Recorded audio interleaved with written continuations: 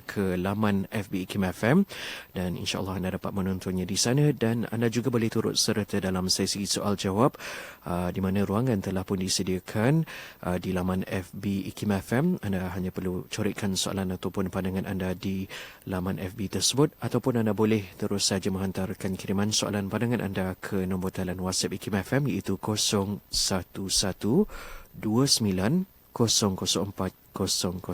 Baiklah, saya serahkan seketika kepada Ustaz Alan bagi memulakan tajuk perbincangan kita pada malam ini dengan memberikan sedikit definisi mengenai istilah silaturahim dan perbezaan antara istilah tersebut dengan ukhuwah Islamiah. Silakan Ustaz. Baik, bismillahirrahmanirrahim. Assalamualaikum warahmatullahi wabarakatuh. Terima kasih DJ Nazri dan juga IKIM dan juga seluruh pendengar dan juga yang menonton. Dan Alhamdulillah kita menyambung lagi tajuk yang penting dalam hidup kita, sambungan ataupun kesinambungan daripada berbuat baik kepada ibu dan ayah dan juga berbuat baik kepada anak-anak. Maka satu lagi perkara yang berkaitan ialah tentang apa yang kita sebut sebagai silaturahim.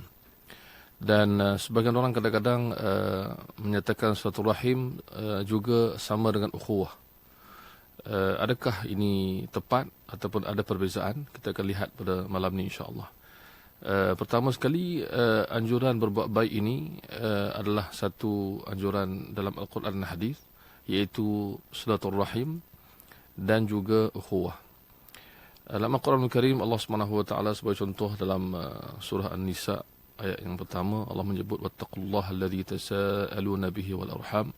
Bertakwalah kepada Allah dan juga bertakwalah dengan menyambung silaturahim. Silah ialah menyambung ataupun sambungan, hubungan. Ar-Rahim pula ialah diambil daripada rahim, rahim ibu, dan ia merupakan hubungan kekeluargaan yang bermula di peringkat sebelah ibu atau ayah dan seterusnya. Maka silaturahim lebih khusus kepada hubungan kekeluargaan. Bermakna daripada bahagian sebelah ibu atau ayah kita, segala pakcik, makcik, segala sepupu dan sebagainya, saudara dekat dan jauh, ini dimasuk dalam bab menghubungkan ar-rahim, silaturahim. Manakala ukhuwah pula, walaupun dia berasal daripada perkataan akh ataupun saudara, tapi ia lebih luas digunakan dengan maksud persaudaraan Islam. Sebab itu dalam Al-Quran Allah sebut innamal mu'minuna ikhwah. Orang beriman itu ikhwah, maksudnya bersaudara. Jadi dua perkara ini nampak macam sama dari segi tuntutan ke atas kita berbuat baik. Tetapi ia ada dua bahagian. Bahagian yang pertama dipanggil silaturahim, iaitu selepas daripada kita berbuat baik kepada ibu dan ayah, maka kita hendaklah juga berbuat baik kepada keluarga yang berkaitan, yang datang daripada bahagian ibu seluruhnya atau ayah seluruhnya. Maka di sini ada tanggungjawab khusus yang diingatkan oleh Al-Quran dan hadis Nabi SAW khusus tentang menyambung silaturahim. Bahkan Allah SWT menyebut bahawa memutuskan silaturahim ini adalah sebahagian dari tanda kerosakan atau tanda kekufuran di zaman jahiliyah. Dalam ayat Quranul Karim Allah menyebut dalam surah Muhammad, فَهَلْ عَسَيْتُمْ إِن تَوَلَّيْتُمْ أَن تُفْسِدُوا فِي الْأَرْضِ وَتُقَطِّعُوا أَرْحَامَكُمْ. Allah menyebut bahawa di antara kesan kekufuran dan pelanggaran perintah Allah ialah akan berlaku kerosakan dan akan terputusnya hubungan silaturahim.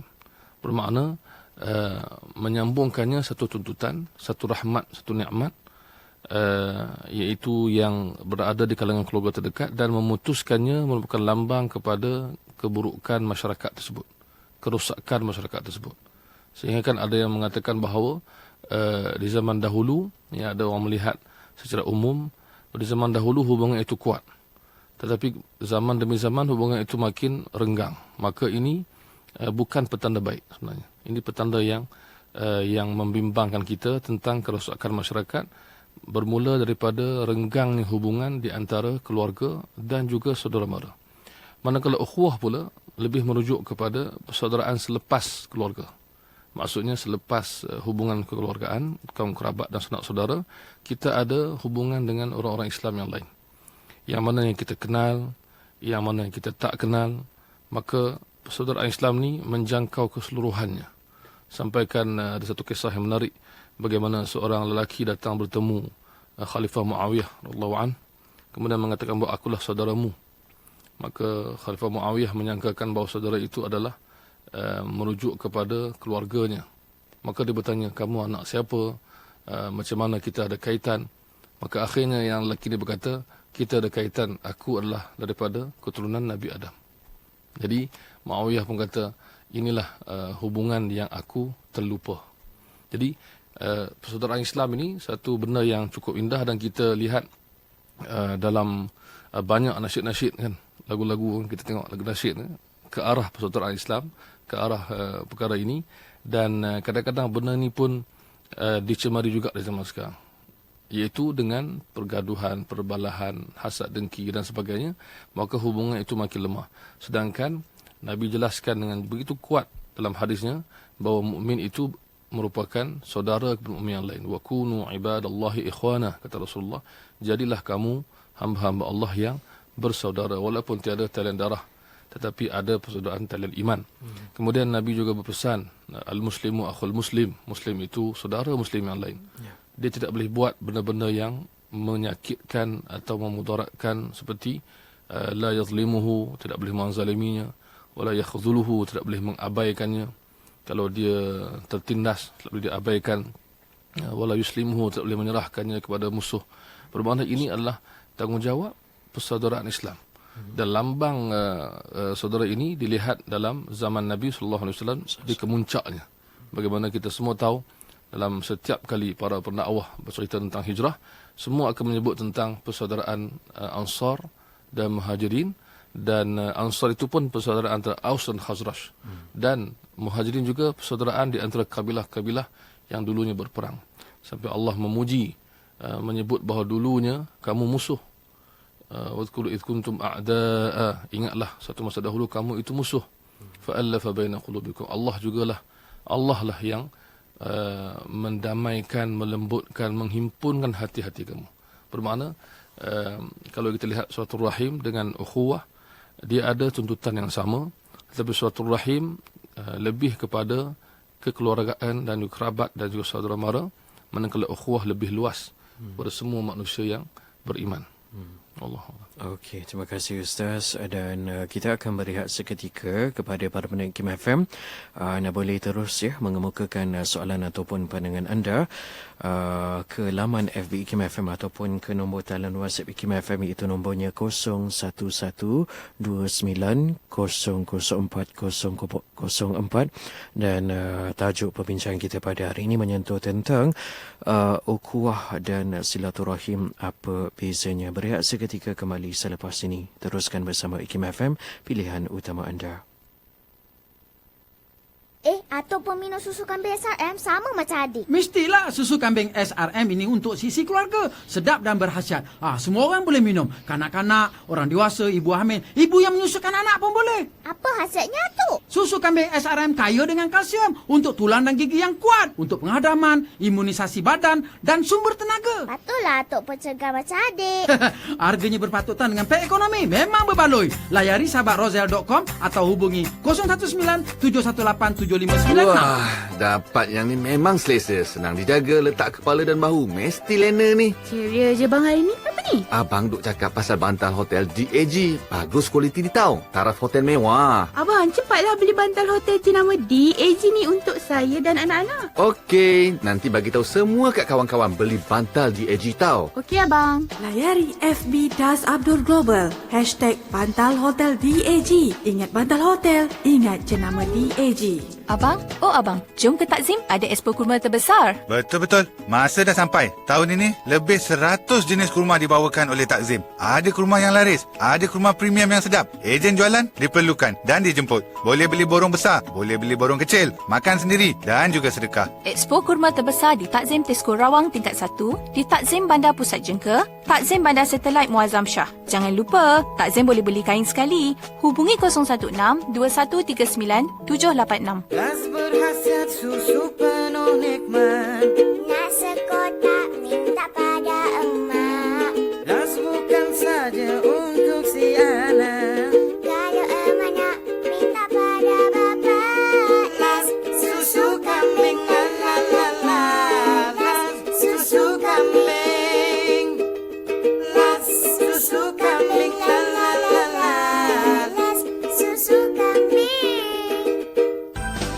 tanpa mengira usia. Mereka mendengar IKIM FM.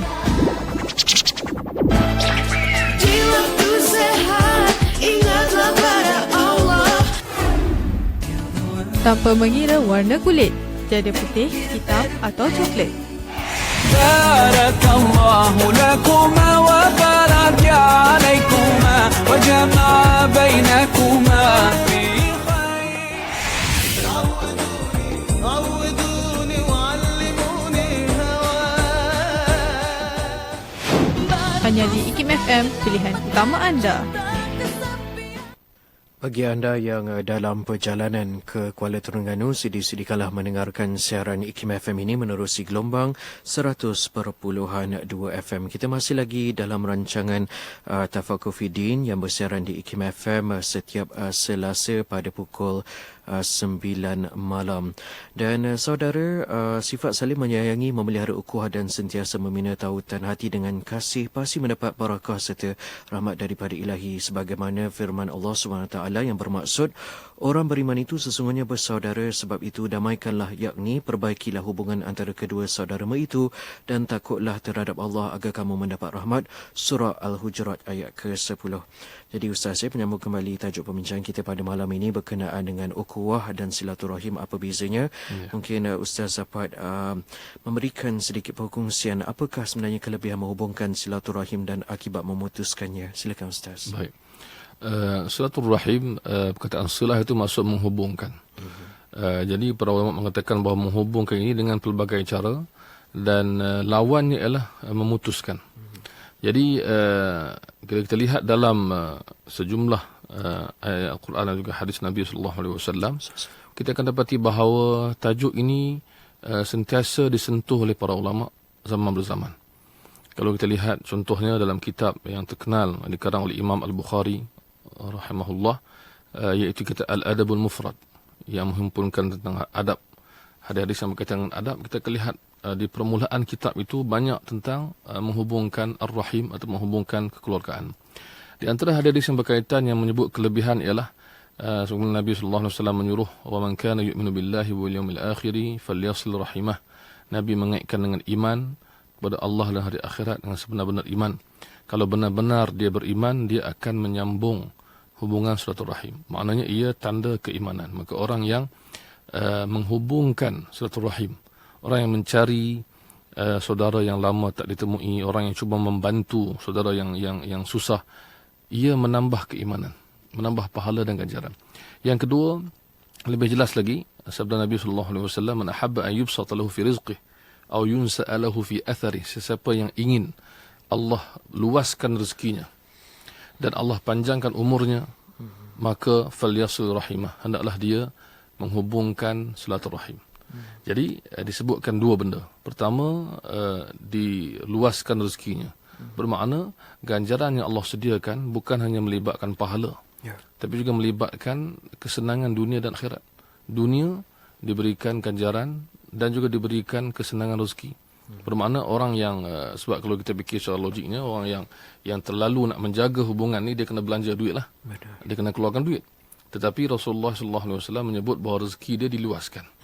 Bermakna setiap perkara yang kita lakukan untuk menjaga satu rahim sebenarnya membantu rezeki kita di dunia dan akhirat. Kemudian yang kedua ialah dipanjangkan umur. Ada dua pendapat ulama di sini. Pertama, ada ulama mengatakan bahawa Allah SWT memanjangkan umur dengan maksud hakikat, panjang umur. Yang kedua, satu lagi maksud yang juga ulama sebutkan ialah Allah SWT memberkati hidup orang yang menghubungkan satu rahim, seolah-olah umurnya pendek itu panjang di sisi orang lain yang umurnya sia-sia. Dibandingkan orang yang umurnya contohnya 50-60 tahun tapi dia penuh dengan kebaikan, dia penuh dengan amal soleh, penuh dengan ganjaran daripada Allah, menyebabkan dia dilihat panjang umurnya berbanding orang yang hidup lebih lama tapi banyak melakukan benda yang menyalahi atau memutuskan satu rahim. Bermakna panjang umur di sini dengan maksud diberkati umurnya. Jadi kita lihat bagaimana orang menyebut zaman dahulu bahawa Imam Asy-Syafi'i, Imam Malik, Imam Bukhari, mereka sejak remaja dah ditanya fatwa. dah sejak remaja dibenarkan untuk mengajar ataupun menjadi rujukan.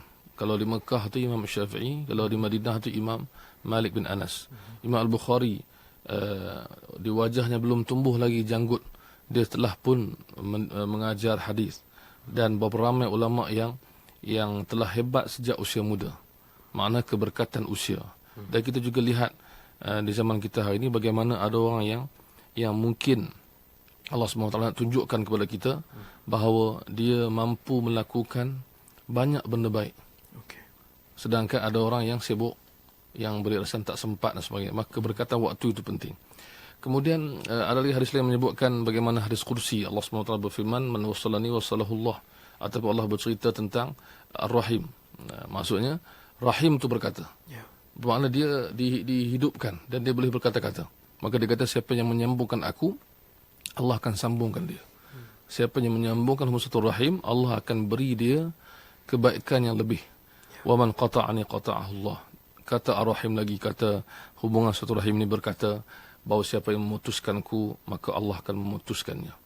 Dan satu lagi, kalau kita lihat dalam hadis Nabi SAW, disebutkan oleh baginda bahawa terdapat dua dosa yang Allah SWT segerakan hukuman di dunia sebelum akhirat. Na'udzubillah. Yang pertama ialah kezaliman dan yang kedua ialah memutuskan silaturahim. Bermakna dalam kita mencari rezeki, dalam kita mencari pahala ganjaran, kita hendaklah menjaga silaturahim. Sebab kadang-kadang kalau kita lihat apa kaitan rezeki ini, kadang-kadang ada orang yang sanggup bermusuhan antara keluarga hanya kerana keduniaan. Sedangkan Nabi ajar kita sambungkan, maka Allah berikan rezeki. Maka ini satu benda yang amat mendidik kepada kita supaya kita ingatkan diri kita, kalau kita ada hubungan kekeluargaan yang kita tidak begitu jaga, maka gunakanlah kesempatan di mana Allah masih lagi beri ruang untuk umur kita untuk hidup di sini, dan umur keluarga kita juga masih ada. Sebagaimana kita sebut dalam yang tajuk yang dulu, bahawa ibu bapa kita masih hidup contohnya. Inilah peluang untuk kita ubah apa yang patut dan baiki apa yang patut. Begitu juga dengan hubungan kekeluargaan. Jadi kita cuba tampunglah ya mana-mana ada kekurangan di sana sini Ustaz melakukan tarbiyah dalam diri kita. Kita ada beberapa persoalan, memandangkan topik kita cukup menarik pada malam ini Ustaz, berkenaan dengan ukhuwah dan silaturahim, apa bezanya. Soalan yang pertama Ustaz iaitu apa yang kita perlu lakukan jika kita dah cuba sedaya mungkin untuk sambung silaturahim tetapi tiada maklum balas, respon atau sambutan daripada pihak sebelah sana. Ya. Hal ini pernah berlaku kepada sahabat Nabi yang terkenal, iaitu Abu Hurairah radhiyallahu anhu. Soalan yang sama, persoalan yang sama beliau tanya baginda Rasulullah sallallahu alaihi wasallam. Bayangkanlah, saya setiap kali saya baca hadis ini saya terfikir, adakah ada orang yang sanggup bermasa muka dengan Abu Hurairah, sedangkan dia sahabat Nabi yang paling baik. Tetapi itulah manusia, mungkin kerana beberapa perkara yang mengguris hati, mungkin, atau mungkin kerana orang yang bermusuh dengan beliau itu orang yang tidak begitu berilmu. Maka dia bersabar, maka dia mengadu kepada baginda. Satu hari datang kepada baginda dan mengadu, Rasulullah, saya ada satu kekeluargaan, hubungan kekeluargaan yang saya jaga, tapi mereka setiap kali saya jaga, mereka balas dengan benda yang tak baik. Maka Rasulullah sallallahu alaihi wasallam menyuruh Abu Hurairah supaya kekallah begitu, wahai Abu Hurairah. Sebagaimana kamu kekal, cuba berbuat baik, walaupun orang tidak balas dengan baik, kamu tetap mendapat kebaikan. Maksudnya, sekarang ni, yang penting bagi yang bertanya, kita dah buat yang terbaik. Kita dah cuba. Maka, kita jangan risau dari segi penerimaan manusia itu. Tapi Allah SWT, menurut hadis tadi, Rasulullah memberitahu kepada Abu Hurairah, selagi mana kamu meneruskan kebaikan itu, Allah beri kebaikan kepada kamu. Dan Allah akan beri balasan kepada mereka. Benar. Jadi bukanlah satu sikap yang baik kalau kita hanya mengharapkan balasan baik barulah kita nak buat kebaikan. Sebab itu ada hadis menyebutkan laisal waslu bil mukafi, yang sebenar-benar menghubungkan silaturahim bukanlah orang yang membalas. Maksudnya dia baik, kita pun baik. Ini biasa. Tapi satu level yang tinggi, kata Rasulullah, bila orang tu putuskan hubungan, kamu yang sambungkan balik. Jadi ini memang senang nak cakap lah. Kalau kita cakap di dalam radio. Tapi teori. teori. Tapi orang yang menghadapi, saya pasti yang bertanya ni menghadapi. Maka kita kena berikan dia berita gembira bahawa Allah menyediakan untuknya ganjaran yang banyak di atas kesabarannya. Sebab itu kadang-kadang kalau orang yang sabar, mungkin dia tak suka kita cakap kepada dia sabar. Okey. Tapi kita perlu kata kesabaran inilah jalan Allah berikan kamu pahala. Orang lain mungkin jalannya dengan kesyukuran, dengan kesenangan, mungkin dengan mungkin boleh beli umrah haji setiap masa. Tapi ada manusia yang dia kena sabar dengan ujian dia. Maka orang sebegini kita katakan kepada dia, selagi mana kamu bersabar, Allah sentiasa berikan balasan. Inilah caranya Allah memberikan kamu pahala. Setiap orang dapat pahala dengan cara yang berbeza. Jadi kita suruh, terpaksa sebut kepada orang ni sabarlah. Sebab memang sakit hati lah bila kita buat baik dan cuba, tapi tak ada respon. Kalau yang teruk macam tadi, dia balas buruk pula. Itu lagi berat. Lagilah ujian yang besar bila kita buat baik, dia balas buruk. So ujian yang paling besar. Tak ada jalan pintas ya Ustaz ya. Doa dan banyak-banyakkanlah bersabar ya. Dan situasi yang seterusnya yang sempat dikongsikan oleh salah seorang rakan pendengar Hikmah FM Ustaz, kita digalakkan berkawan dengan orang yang membawa kepada mengingati Allah. Adakah wajar seorang isteri melarang suami bercampur dengan orang yang lalai? Adakah perkara itu dianggap memutuskan ukhuwah? Ya, ini satu benda yang biasa berlaku. Kan, kita dalam dilema antara dua.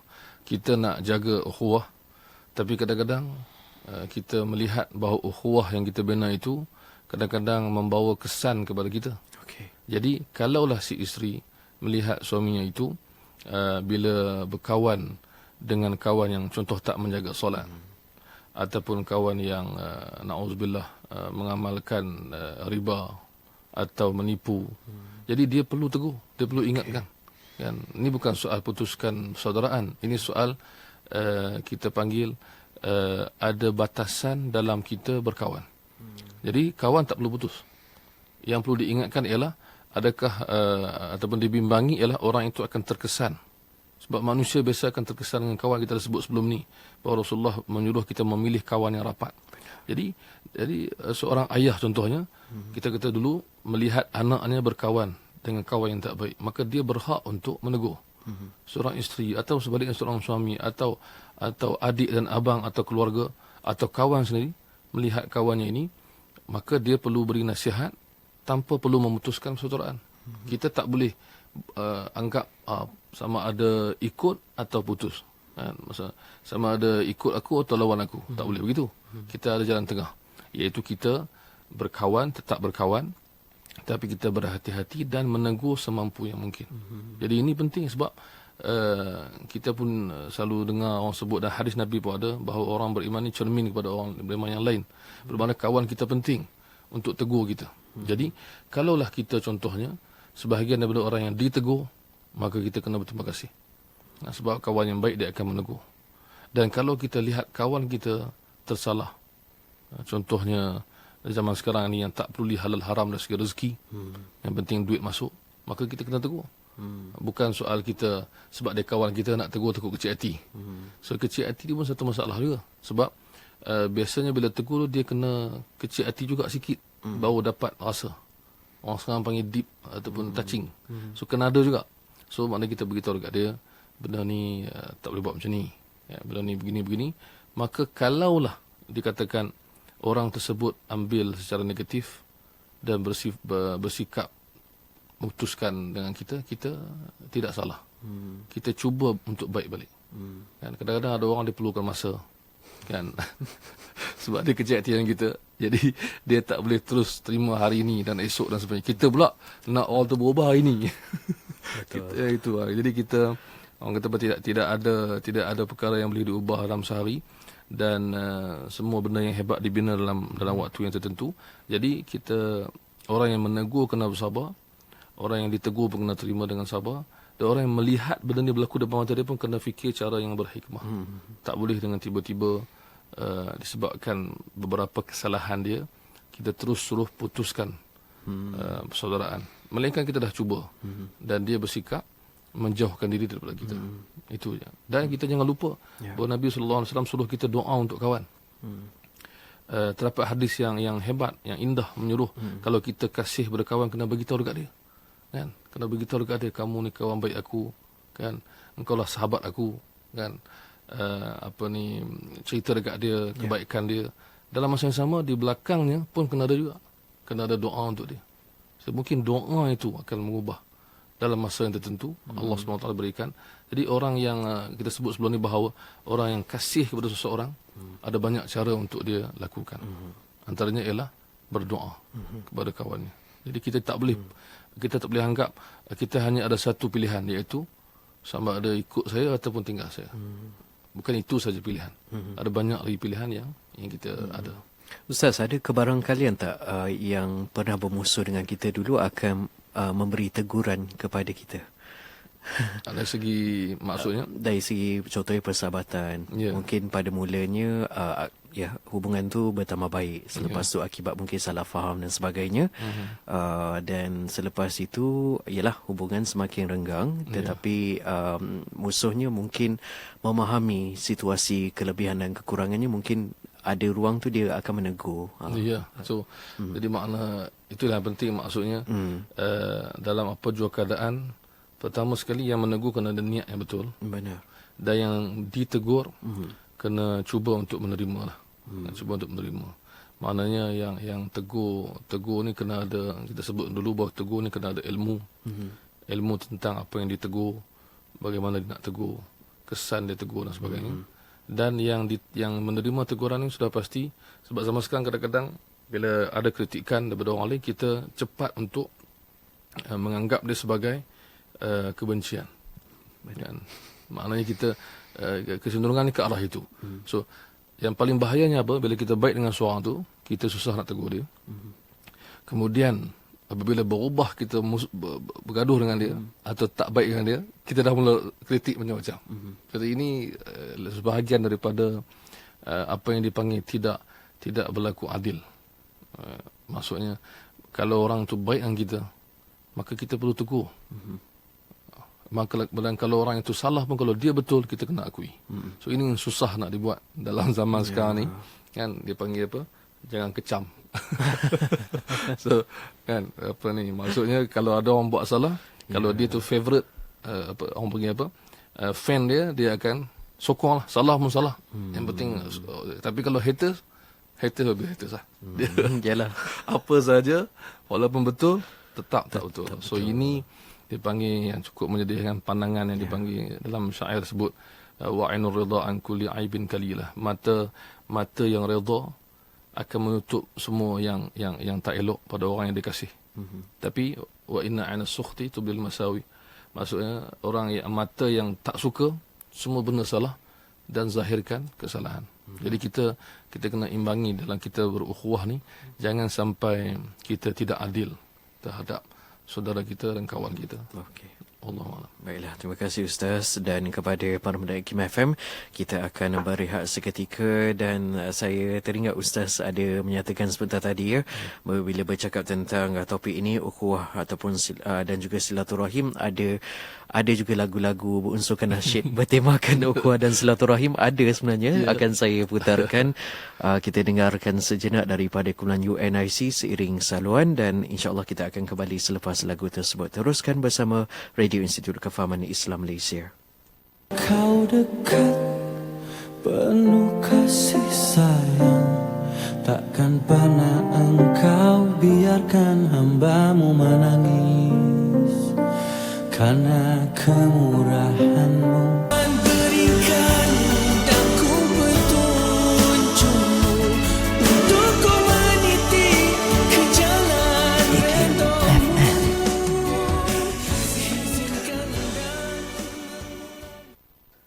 Kembali kita bersiaran di sesen radio Institut Kefahaman Islam Malaysia IKIM FM yang beroperasi selama 24 jam sehari dari Langgar Tunku of Jalan Tunku Abdul Halim Kuala Lumpur. Masih lagi anda mengikuti rancangan Tafakur Fiddin ketika ini yang disiarkan di IKIM FM setiap Selasa pada pukul 9 malam, dan siaran ulangannya pula anda dapat ikuti iaitu pada setiap Sabtu 4.15 pagi. Dan tamu undangan kita pada malam ini iaitu Fadil Ustaz Adlan Abdul Aziz. Dan untuk makluman anda juga boleh menonton rancangan kami ini menerusi laman FB Go Live IKIM FM, dan untuk itu anda dialu-alukan untuk turut serta dalam sesi soal jawab pada malam ini. Anda boleh kirimkan soalan pandangan anda ke laman FB IKIM FM ataupun ke nombor talian WhatsApp IKIM FM 01129 004 004. Baiklah Ustaz, sebelum kita bersama-sama dengan beberapa lagi persoalan yang cuba dikemukakan oleh rakan-rakan pendengar IKIM FM, mungkin Ustaz dapat menguraikan pula bagaimanakah menyelaraskan antara menjaga ukhuwah dan menasihati kawan. Silakan Ustaz. Baik. Ini satu benda yang penting di mana kita bila kita lihat dengan mendalam maksud ukhuwah ini, maksudnya ialah dia saudara kita ibarat saudara kandung. Maka diambil perkataan ukhuwah itu dengan maksud mendekatkan sahabat kita itu dengan sebab keimanannya, maka dia dekat dengan kita. Maka sudah pasti bila yang dekat dengan kita, bukan hanya kita menjaga hubungan yang baik, tapi kita juga ingin memperbaiki dan membantu. Di sinilah datangnya nasihat menasihati. Sebab itu dalam Al-Quran Al-Karim kita sentiasa membaca di hujung setiap perjumpaan atau kuliah atau ceramah atau mesyuarat dan sebagainya, kita baca tasbih kafarah dan surah Wal-Asr. Di hujungnya adalah watawassaw bil haqq watawassaw bis sabr. Maksudnya kita tidak hanya berkawan dan bersahabat hanya kerana kepentingan duniawi. Kita bersahabat lebih daripada jangkauan itu, lebih penting, lebih ikhlas. Maka sahabat yang sebenar ialah dia berpesan dengan kebenaran, seperti dalam Al-Quran tadi, iaitu kebenaran maksudnya ialah perkara yang benar, disokong bila sahabat kita, saudara kita, sahabat kita melakukan benda yang baik, dia berhak atau dia mesti dapat sokongan daripada kita. Dan kita tahu bahawa zaman sekarang ni ialah orang bercakap soal appreciation, soal support. Jadi appreciation ni kadang-kadang orang tak minta banyak daripada kita. Orang hanya minta sokongan, penghargaan. Maka ia akan mengubah hidupnya bila kita beri sokongan terhadap kepada kebaikan yang dia nak buat. Dan orang yang tak mendapat sokongan mungkin dia akan berhenti di tengah jalan. Dan saya amat kagum, saya pernah solat di sebuah surau. Saya melihat ada seorang lelaki sedang mengajar saudaranya bersemayam. Memang saya tengok kalau kita mungkin kita tak sabar dan tak mampu. Sahabat yang mengajar ni muda, yang diajarnya lebih tua daripada dia, dan perlu diajar setiap langkah. Dan dia mengambil sikap untuk mengajarkan sahabatnya. Walaupun dia tak perlu dan mungkin dia tak diupah dan sebagainya. Tapi dia sanggup untuk mengajar sahabatnya ni, memberi sokongan kepada sahabatnya untuk solat. Depan mata saya nampak, dan kita mungkin tak mampu untuk buat mereka kita lihat. Tapi bagaimana orang yang disokong itu, bagaimana orang yang diajar itu, begitu semangat dia untuk sembahyang dan begitu gembiranya dia bila dia dapat solat. Ini hasil daripada sokongan dan bimbingan rakan-rakan. Yang kedua, kita perlu pentingkan soal ilmu. Ilmu mesti dikongsi dengan saudara kita, dengan kawan kita. Kita tak semua sama pengetahuan kita dan juga maklumat kita. Maka dengan saudara kita, sahabat kita inilah kita kongsi ilmu untuk kebaikan dia. Jadi kalau contohnya kalau ada buku yang elok, kita beli 2 bagi sahabat kita. Kalau kita ada tahu satu maklumat, kita kongsi dan share kepada orang lain. Kalau kita dapat beberapa benda yang menyentuh hati kita, kita cuba sebar luaskan benda ni kepada orang lain. Okey. Yang ketiga, masuk dalam nasihat ialah benda buruk yang dia buat. Kita tahu ini sahabat kita, maka nak imbang antara ukhuwah dengan sahabat ni, dia mesti ada hikmah, kata ulama. Hikmah ni ialah ilmu, kebijaksanaan dan juga sedikit adab dan kesabaran. Maka dengan cara yang tepat, insya-Allah sahabat kita boleh terima, insya-Allah. Kecuali kalau benda-benda sampingan berlaku, contohnya mungkin dia terlalu sensitif atau dia ketika itu belum bersedia, nanti dia akan terima. Jadi benda ni memerlukan kepada, sebab tu saya katakan tadi, adab dan kesabaran. Jadi kadang-kadang ada perkara yang kita lihat ada pada sahabat kita, saudara kita, kawan kita yang tak elok. Bagaimana kita nak suruh dia berhenti?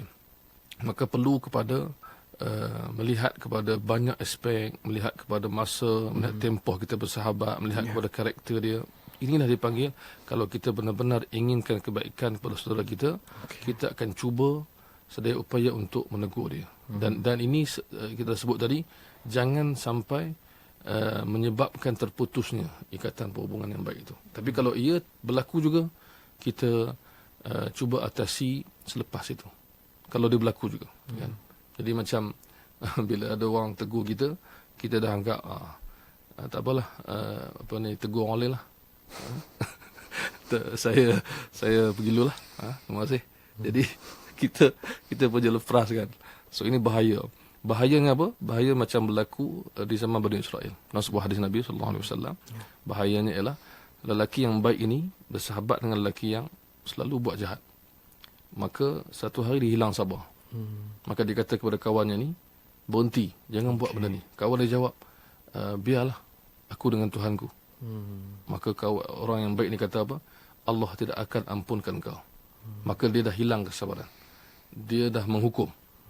Maka di akhirat, kata Nabi SAW, orang yang baik tadi, yang hilang kesabaran tadi, dia dihukum oleh Allah SWT. Sebab dia tak beri peluang kepada kawan sahabatnya untuk berubah. Dia menganggap dirinya seolah-olah pemilik syurga dan neraka. Na'udzubillah. So kita bukan pemilik syurga dan neraka, tapi kita nak tegur sahabat kita dengan cara yang terbaik. Mungkin dia akan terima selepas satu masa.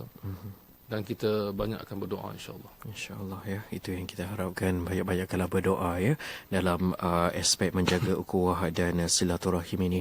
Dan soalan yang berikutnya Ustaz ya, Puan Asma ingin bertanya, bagaimana ada di kalangan adik-beradik kurang silaturahim, tetapi dengan kawan-kawan silaturahim dan ukhuwah begitu baik sekali.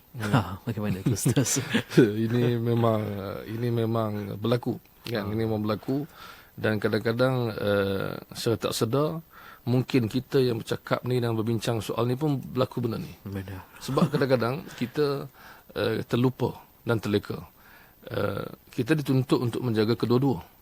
Tapi ada orang mungkin disebabkan dia selesa dengan kawan-kawannya yang mudah digauli atau mudah bersembang, bercakap dan banyak hobi pergi sana sini semua, maka dia lupa tentang silaturahim.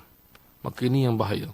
Bila kita terlalu baik dengan kawan kita, tapi kita mengabaikan keluarga dan kaum kerabat kita. Ini tak tepat.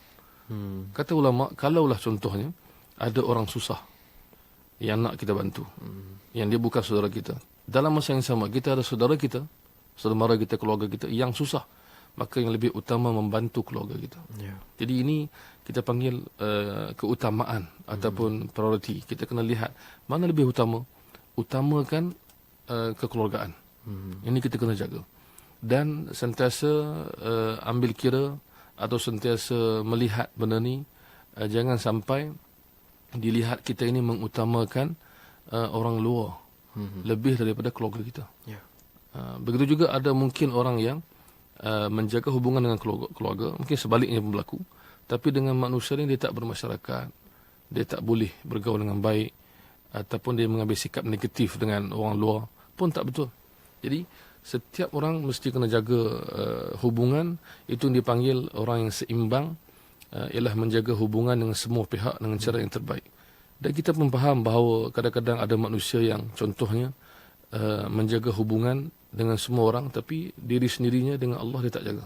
Pun begitu juga. Dan sebaliknya pun ada juga, sampaikan ada seorang ulama pernah sebut tentang istilah dia al-abidul qasi, hamba yang kasar. Hamba maksudnya dia sembah Allah, ibadahnya masya-Allah sunat semua, tapi dia kasar dengan keluarga, kasar dengan saudara mara, kasar dengan sahabat-sahabat. Maka tak kena, tak tally. Kan, dia mesti selaras. Jadi kalau berlaku benda macam ni, mesti ditegur. Ibu ayah mesti ambil peranan, kawan-kawan mesti ambil peranan. Maksudnya kita setting tu bagi betul balik lah. Dia tak over betul setting tu. So setting tu kita kena betulkan balik sama-sama. Maksud kalau kita terlebih di mana-mana, terkurang dekat mana, inilah pentingnya kita ada perbincangan, kita ada pergaulan. Mungkin sahabat kita melihat benda ni. Jadi begitu juga dengan orang yang mungkin baik dengan contohnya cuba untuk mendidik orang lain, tapi diabaikan keluarga. Jadi sama benda sama. Ya. Jadi kalau kata ulama, bila kita terlebih memberikan satu tumpuan, akan ada yang tertinggal. Maka ini satu benda yang mesti kena ada sentiasa muhasabah. Masa ke semasa. Sebab tu ulama kata mesti bahagikan masa. Ada masa untuk beramal, ada masa untuk nilai balik amal tersebut. Okey ke tak okey? So ini biasa kita sebut postmortem lah, tapi ramai orang tak suka istilah tu. Tapi elemen paling penting sekali dalam situasi sebegini perlu ada interaksi antara sesama adik-beradik ya. Betul, itu amat penting. Betul. Memang kita tahu memang susah, tapi paling tidak jangan bergaduh. Paling tidak. Mungkin kita kadar rapat tu tak sama macam orang lain. Tapi janganlah sampai pergaduhan, permusuhan, lebih pada tu menzalimi, menyakiti, membenci. Macam kita tengok dalam drama TV, kan, cerita pergaduhan ni, orang boleh buat skrip, kan. Ini orang dah automatik tahu ini dia panggil watak jahat. Ini pula watak baik. Jadi begitulah masyarakat kita. Kalau kita dapat nilai dan betul, kan. Ya. Okay, kita ada soalan yang terakhir, Ustaz ya. Bagaimanakah dengan orang yang kita menyambung silaturahmi itu sombong, belagak? Dalam Islam menyatakan sunnah kita balas balik sikap sombong itu. Dan sedikit kesimpulan daripada pembincangan kita pada malam ni. Baik. Ustaz. Kita faham bahawa kadang-kadang ada manusia yang memang sombong. Ya. Dan sombong ni Nabi SAW berikan ta'rifannya, berikan definisi, iaitu dalam sebuah hadis Nabi SAW sebut bahawa sombong itu ialah ghamsun nas ataupun ghamtun nas, iaitu memandang rendah kepada manusia. Satu lagi sebelum tu ialah batarul haq, menolak kebenaran. Jadi sombong ni dia ada gabungan antara menolak benda yang benar dan memperlekehkan manusia. Jadi benda ni wujud dalam masyarakat. Apa tindakan kita kalau kita bertemu dengan orang yang sombong? Terdapat satu hadis saya nak kongsi, walaupun ramai orang yang mungkin akan kata macam-macam cara lah yang perlu kita didik orang sombong, tapi saya nak bacakan satu hadis supaya dapat menjadi panduan kepada kita dalam hal ini dan hal-hal yang lain. Nabi SAW satu hari sebut, unsur akhaka zaliman aw mazluma. Ini mungkin hadis sebagai kesimpulan. Nabi kata, tolonglah, bantulah saudara kamu. Tolonglah dia, sama ada dia yang zalim atau dia yang dizalimi. Jadi sahabat hairan, sahabat kata, kami faham kalau dia dizalimi kami kena tolong. Kenapa pula kami nak tolong? Bagaimana kami nak tolong orang yang zalim? Maka Nabi kata, halang dia daripada meneruskan kezaliman. Bermakna orang yang buat kesombongan atau buat benda yang salah ini perlu dibantu. Kalau semua orang ambil sikap, orang yang begini kita tinggalkan dia, maka apakah akan berlaku kepada masyarakat kita? Kita ambil sikap, kalau kita mampu, insya-Allah kita ambil sikap untuk menegur, menasihat, cuba membantunya supaya kesombongannya itu akan hilang daripada diri dia. Perlukan didikan dan kesabaran. Dan kalau kita tak mampu, kita minta bantuan kepada orang yang mampu. Kalaulah setiap orang mengambil sikap orang sombong, kita balas dengan kesombongan. Macam kita kata hari ni lah kan, aku dah tegur, lantak hang.